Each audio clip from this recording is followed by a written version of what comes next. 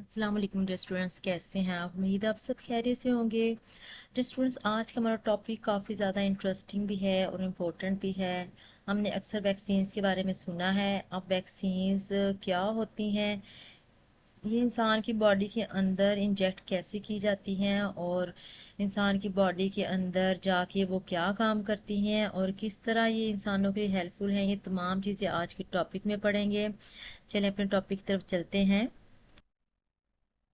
Vaccine is a material which contains weakened or killed pathogens, disease causing germs, and is used to produce immunity resistance against a disease. Students, ये देखें ये vaccine कैसे तैयार हुई है। ये आपको पैथोजेंस नज़र आ रहे हैं, यानी ऐसे पैथोजेंस या जरासीम जो कि बीमारी का बायस बनते हैं। लेकिन साइंटिस्ट क्या करते हैं कि वो ऐसे पैथोजेंस को सिलेक्ट करते हैं जो कि कमज़ोर या मुर्दा होते हैं। वो कमज़ोर मुर्दा होते हैं इसलिए वो बीमारी पैदा करने के काबिल नहीं होते। ऐसे पैथोजेंस को वो सिलेक्ट करने के बाद वैक्सीन तैयार करते हैं। अब वो क्यों वैक्सीन तैयार की जाती है?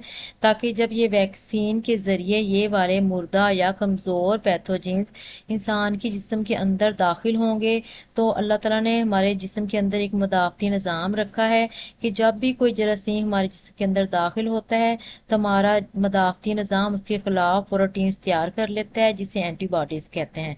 अब एंटीबॉडीज़ का काम क्या होता है? वो इन पैथोजेंस के साथ फ़ाइट करता है, मुकाबला करता है और इन जरासीम को मार देता है। लेकिन ये देखें कि ये वाले जरासीम जो हमने वैक्सीन के ज़रिए जिस्म के अंदर एंटर किए हैं, ये तमाम जरासीम या तो कमज़ोर थे या फिर मुर्दा थे। इसलिए ये इंसान के जिस्म को नुकसान तो नहीं पहुंचाते, लेकिन इसके रिज़ल्ट में हमारे जिस्म के अंदर इसी जरासीम के ख़िलाफ़ एंटीबॉडीज़ तैयार हो जाती हैं। When a vaccine is injected into the human body, the blood cells in the body take the weak or dead pathogens as real ones and prepare antibodies against them. तो डियर स्टूडेंट्स, ये देखें ये आपको vaccine नज़र आ रही है।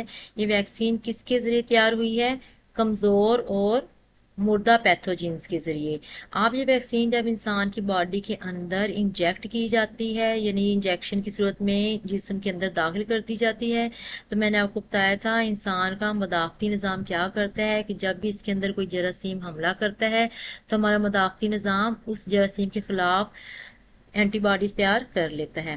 Vaccine लगाई जाती है तो जिस्म के अंदर, खून के अंदर एंटीबॉडीज तैयार हो जाती हैं। अब एंटीबॉडीज का काम भी मैंने आपको बताया कि वो जरासीम के साथ मुकाबला करती हैं और जरासीम को मार देती हैं। These antibodies remain in blood when any real pathogen enter the body. The already present antibodies kill it immediately and the body becomes protected from disease. ये स्टूडेंट्स, वैक्सीन जो होती है वो उसी तरह के जरासीम का मुकाबला करेगी जिस तरह के जरासीम के साथ ये वैक्सीन तैयार की गई थी।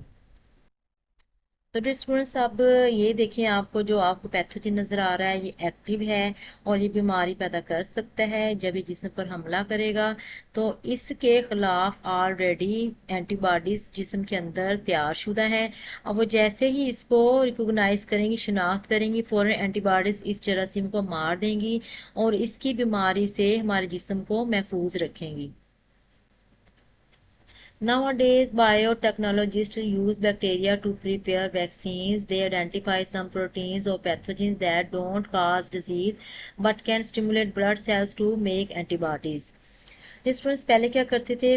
पैथोजेंस ऐसे तलाश किए जाते थे जो कि मुर्दा या कमज़ोर होते थे, उसके ज़रिए वैक्सीन तैयार होती थी। लेकिन आज का साइंटिस्ट क्या करते हैं? अब वो पैथोजेंस के अंदर से प्रोटीन की शिनाख्त करते हैं जो कि बीमारी का बायस ना बने, लेकिन जब वो जिस्म के अंदर इंसर्ट की जाए तो इंसान के जिस्म के अंदर खून को स्टिमुलेट कर दे, यानी खून को एक्टिव कर दे कि उसके खिलाफ एंटीबॉडीज़ तैयार कर ले। The gene of such protein is isolated from pathogen and is inserted into bacterium. The GM bacteria make colonies and prepare the pathogen proteins. These proteins act as vaccine. When these proteins are injected in human body, the blood cells produce antibodies. These antibodies can kill the kind of the pathogen from which the gene was taken.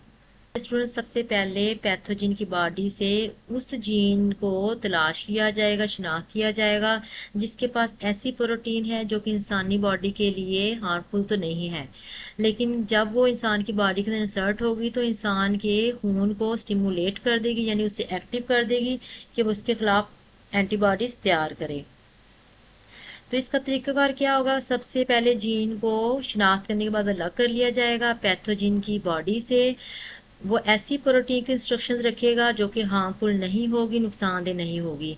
अब वो protein क्या की जाएगी, bacterium के अंदर insert कर दी जाएगी, दाखिल कर दी जाएगी। अब वो कैसे इंसर्ट की जाएगी ये हम पिछले लेक्चर में पढ़ चुके हैं।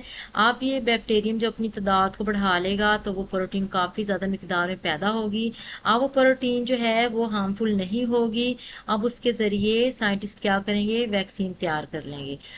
अब वैक्सीन काम कैसे करेगी, जब ये वैक्सीन इंसान के जिस्म के अंदर इंजेक्ट की जाएगी तो हमारा मदाफ़ती निज़ाम इसको असल जरासीम के तौर पर लेगा और नतीजे में एंटीबॉडीज़ तैयार कर लेगा। और जब असल में जब जरासीम हमला करते हैं तो जिस्म के अंदर पहले से मौजूद एंटीबॉडीज़ उसके साथ मुकाबला करती हैं और इस तरह इंसान की बॉडी उस बीमारी से महफूज रहती है।